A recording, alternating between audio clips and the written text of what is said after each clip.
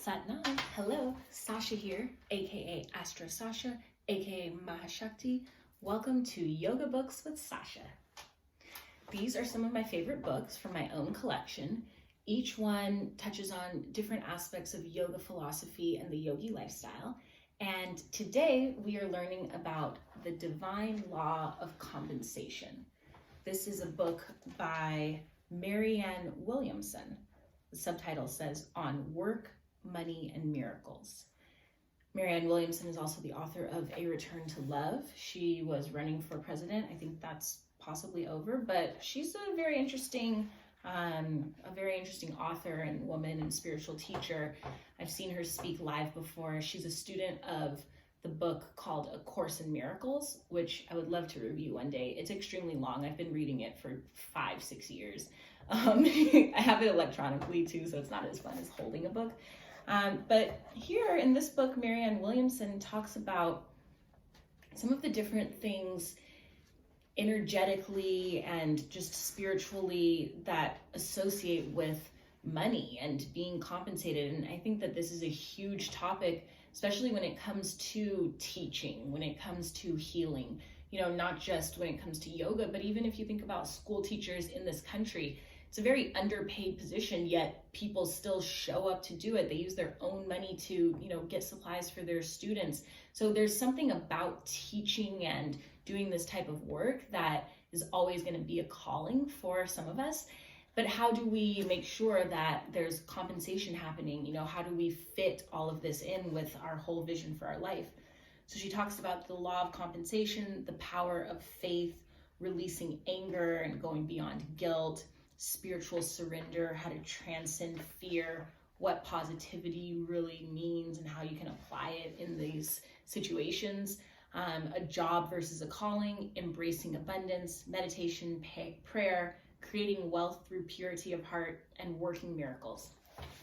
Yogi Bhajan says, I don't believe in miracles, I rely on them, right? So that's kind of like the spirit of this type of teaching is, how do you really, really manifest and create the things that you want in your life?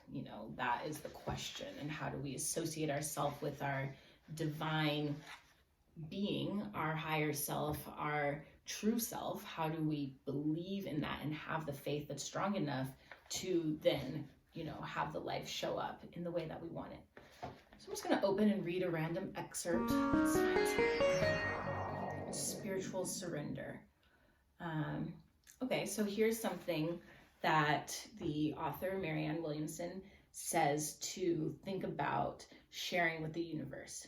It says, Dear God, I surrender to you who I am, what I have, and what I do. May my life and talents be used in whatever way serves you best. I surrender to you my failures and any pain still in my heart. I surrender to you my successes and the hopes that they contain.